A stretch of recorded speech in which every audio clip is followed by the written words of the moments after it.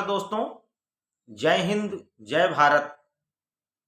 आज पाकिस्तान की नापाक हरकतों का सुबह 3 बजे तक भारत ने ताबड़तोड़ जवाब दिया। कल शाम से ही पाकिस्तान ने अपनी कायराना हरकत शुरू कर दी। एलओसी पर भारी शेलिंग और मोर्टार से हमले शुरू कर दिए और रात होते होते 8 बजे के आसपास से उसने ड्रोन, मिसाइल और बाकी सारी चीज़ों से भारत के लगभग 16 शहरों में अटैक करने की कोशिश की। लेकिन हमारे जाबाजों ने, हमारे एयर डिफेंस सिस्टम ने एक भी ड्रोन, एक भी मिसाइल, एक भी हमले को सक्सेस नहीं होने दिया। मित्रों,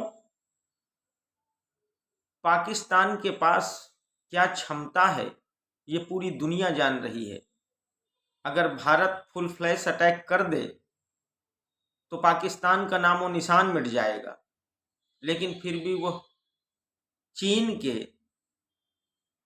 उन हथियारों को लेकर हमसे जंग करने पर उतारू है जिनकी हालत कल शाम को पूरे विश्व ने देखी, पूरी दुनिया ने देखी। मैं थोड़ा विस्तार से चर्चा करता हूं आपसे।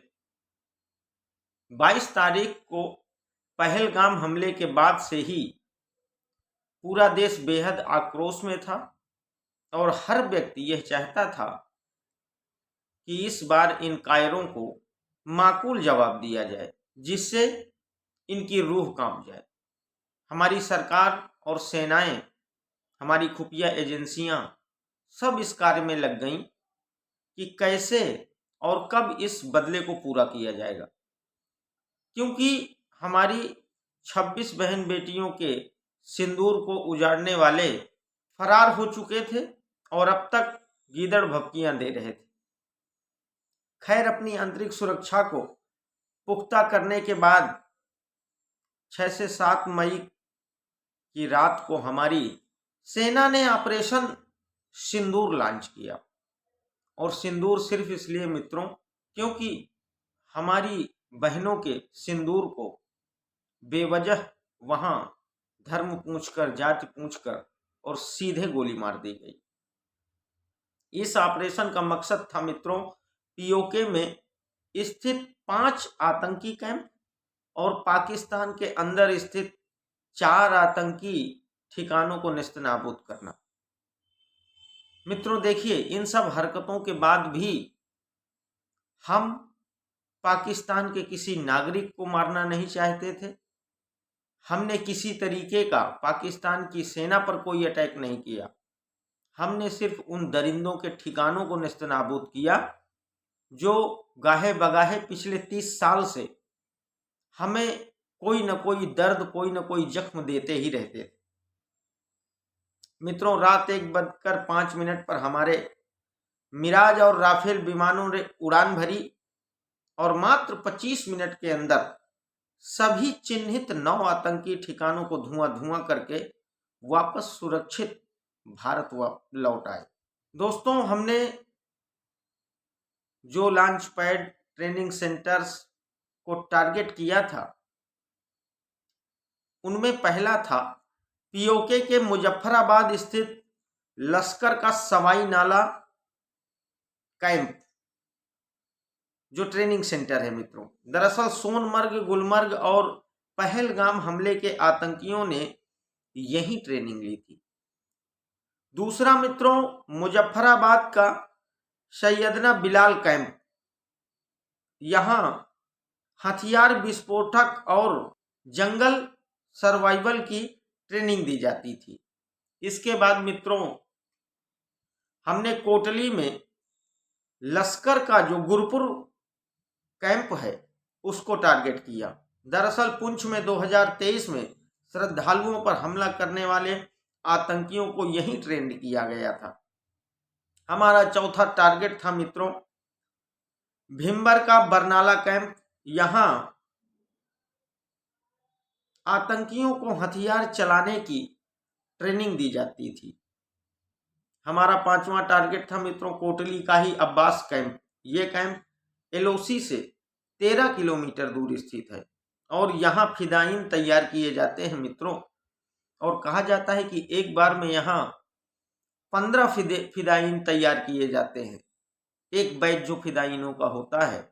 और संयोग से जिस समय हमने हमला किया उस समय ये ट्रेनिंग लेने वाले 15 फिदायीन और इनके ट्रेनर आका सब उस कैंप में मौजूद थे। 6वां टारगेट था मित्रों सियालकोट का सर्जल कैंप। मार्च 2025 में पुलिस जवानों की हत्या करने वाले आतंकियों को यहीं ट्रेन किया गया था। हमारा 7वां टारगेट था मित्रों सियालकोट का ही हिजबुल महमूना जाया कैंप। यहां पठानकोट हमले का प्लान तैयार किया गया था। 8वां मुरीदके का मरकज तैयबा कैंप। दोस्तों मुंबई हमले के आतंकियों को यहीं ट्रेंड किया गया था और कसाब और डेविड कोलमैन हेडली यहीं ट्रेंड किए गए थे। और मित्रों हमारा 9वां और सबसे अहम टारगेट था मस्जिद सुभान अल्लाह बहावलपुर, जो जैसे मोहम्मद का हेडक्वार्टर था। यहाँ रिक्रूटमेंट ट्रेनिंग दी जाती थी और समय समय पर यहाँ बड़े बड़े आतंकियों का आना जाना भी रहता था मित्रों। हमारी इस एयर स्ट्राइक में 100 से ज्यादा आतंकवादी मारे गए मित्रों। इसी हमले में आतंकी संगठन जैसे मोहम्मद के चीफ मौलाना मसूद अजहर की फैमिली के 10 सदस्य और 4 सहयोगी भी ढेर हो गए। दोस्तों इस समय मौलाना मसूद अजहर अल्लाह से ये दुआ मांग रहा है कि मैं भी इस पूरे हमले में खत्म क्यों नहीं हो गया, क्योंकि उसके पूरे परिवार को हमने खत्म कर दिया। आज मौलाना मसूद अजहर को वो दर्द याद आ रहा है, वो दर्द महसूस हो रहा है जो गाहे बगाहे वो अक्सर पिछले 30 सालों से भारत को देते आ रहे थे। दोस्तों भारत ने इस पूरे ऑपरेशन में 24 मिसाइलों का इस्तेमाल किया। प्रधानमंत्री जो इनके हैं शहबाज शरीफ ने पाकिस्तान को एड्रेस करते हुए इमरजेंसी संसद सत्र बुलाया और कहा कि भारत ने कायराना हमला किया है, हम इसका बदला लेंगे। दोस्तों इस एयर स्ट्राइक के 9.5 घंटे बाद सुबह लगभग 10:30 बजे हमारी सेना ने एक प्रेस कॉन्फ्रेंस की। इसमें विदेश सचिव विक्रम मिस्री और आर्मी की कर्नल सोफिया कुरैशी और एयरफोर्स की विंग कमांडर व्योमिका सिंह ने ऑपरेशन के बारे में पूरी जानकारी दी। देश का सीना गर्व से चौड़ा हो गया मित्रों। हमारी सेनाओं ने बेहद सटीक हमला करके हमारी बहनों का सिंदूर उजाड़ने वालों को जहन्नुम पहुंचा दिया। अब पाकिस्तान भारत को गिदड़ भभकियां देना शुरू करता है और जवाबी कार्रवाई की तैयारी करने लगता है, जबकि पूरे पाकिस्तान पर आज तक खौफ फैला हुआ है भारत के आक्रमण का। दहशत में पाकिस्तानी जिम्मेदारों की नींद तक उड़ चुकी है मित्रों। जब तक भारत के 3 दुश्मन हाफिज सईद, मौलाना मसूद अजहर और सैयद सलाउद्दीन जिंदा हैं, तब तक हम मित्रों आतंकियों का खात्मा नहीं मान सकते हैं। ये बात सत्य है मित्रों कि हमने पाकिस्तान में फल फूल रहे 3 सबसे खतरनाक आतंकियों की कमर तोड़ दी है, लेकिन अभी इन तीनों संगठनों के मास्टरमाइंड जिंदा हैं। हमें ये बात भूलनी नहीं चाहिए मित्रों। दरअसल पहलगाम हमले के बाद ही पाकिस्तानियों ने इन तीनों आतंकियों को आईएसआई और पाकिस्तानी फौज की निगरानी में किसी सुरक्षित ठिकाने पर छिपा दिया था, क्योंकि पाकिस्तान इस बात को जानता था कि इस बार इन तीनों को भारत छोड़ेगा नहीं, क्योंकि यही 3 आतंकी संगठन हैं जो पिछले 30 सालों से भारत को कोई न कोई जख्म अवश्य देते चले आ रहे हैं। लेकिन इस बार अपनी एयर स्ट्राइक के बाद पाकिस्तान ने भी माना है कि भारत ने 6 जगहों पर एयर स्ट्राइक की और उसमें कहा कि इन हमलों में 26 से 30 लोगों की जान चली गई। संसद के विशेष सत्र में पाकिस्तानी प्रधानमंत्री शहबाज शरीफ ने कहा कि इस हमले की जानकारी उन्हें शाम को 10 बजे ही हो गई थी और भारत ने 80 विमानों से अटैक किया, जिसमें से 5 राफेल विमानों को पाकिस्तान ने मार गिराया। लेकिन शहबाज का यह झूठ उन्हीं की मीडिया में आ रही तस्वीरों ने साफ कर दिया। और एक खास बात ये रही मित्रों कि शहबाज शरीफ ने इसी संसद सत्र में ये बात कही कि समय बहुत कम है, उन्हें और उनके सेनाध्यक्ष मुनीर साहब को इस्लामाबाद एक जनाजे में शामिल होने जाना है। तो इतना अहम जनाजा किस व्यक्ति का हो सकता है मित्रों? और ये बात तो साफ है, क्योंकि उन्होंने इस व्यक्ति को शहीद कहा था। तो ये तो बिल्कुल क्लियर है मित्रों कि हमारे ऑपरेशन सिंदूर में ही उस व्यक्ति को मारा गया है जिस बड़े आतंकी के जनाजे में देश का प्रधानमंत्री और सेना अध्यक्ष शामिल होने जा रहा है। इसका मतलब है कि देर सवेर ही सही, लेकिन ये बात खुलेगी कि हमने पाकिस्तान को कितनी बड़ी चोट पहुंचाई। मित्रों, पाकिस्तान ने हमारे 15 शहरों पर अटैक करने की कोशिश की, लेकिन हमारे डिफेंस सिस्टम ने सभी हमलों को नाकाम कर दिया। दूसरी तरफ भारत ने भी जवाब देते हुए पाकिस्तान के 1 दर्जन शहरों पर ड्रोन हमले किए और भारत के ड्रोन्स ने पाकिस्तान के 3 शहरों के एयर डिफेंसों को पूरी तरीके नष्ट और तबाह कर दिया और राडार सिस्टमों को भी नष्ट कर दिया गया। पाकिस्तान पूरी तरह जंग पर उतारू है और उसकी यह सनक उसे तबाह कर रख देगी। मित्रों, भारत ने S-400 डिफेंस सिस्टम का ऐसा जाल बिछाया है जो पाकिस्तान के हर हमले को नाकाम कर दे रहा है। लाहौर, सियालकोट, रावलपिंडी में हमारे ड्रोन्स ने तबाही मचा कर रख दी।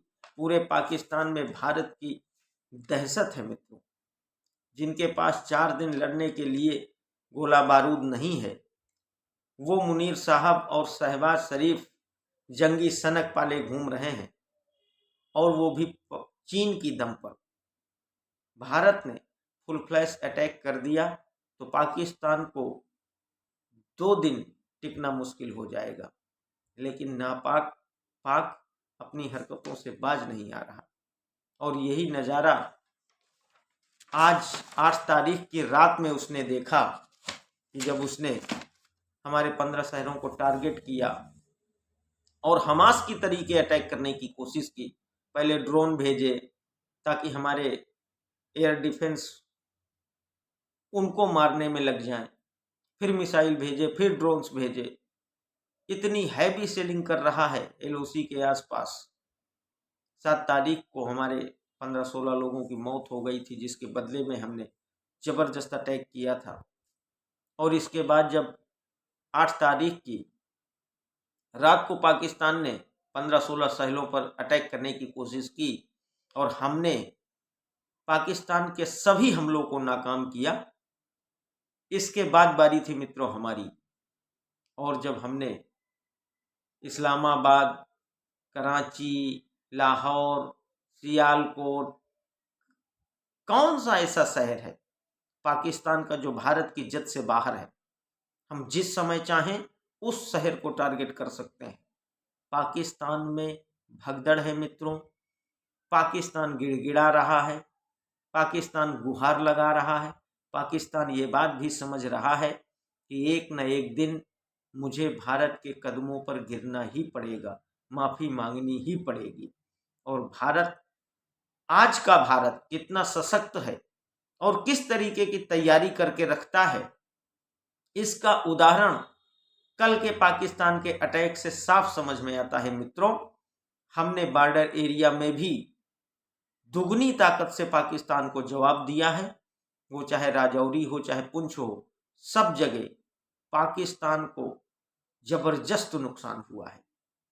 मित्रों, उम्मीद करते हैं कि जिस तरीके हमने मानवता दिखाई है, अब आज तक हमने पाकिस्तान के किसी सिविल एरिया को टारगेट नहीं किया है, लेकिन पाकिस्तान हमारे शहरों को टारगेट कर रहा है।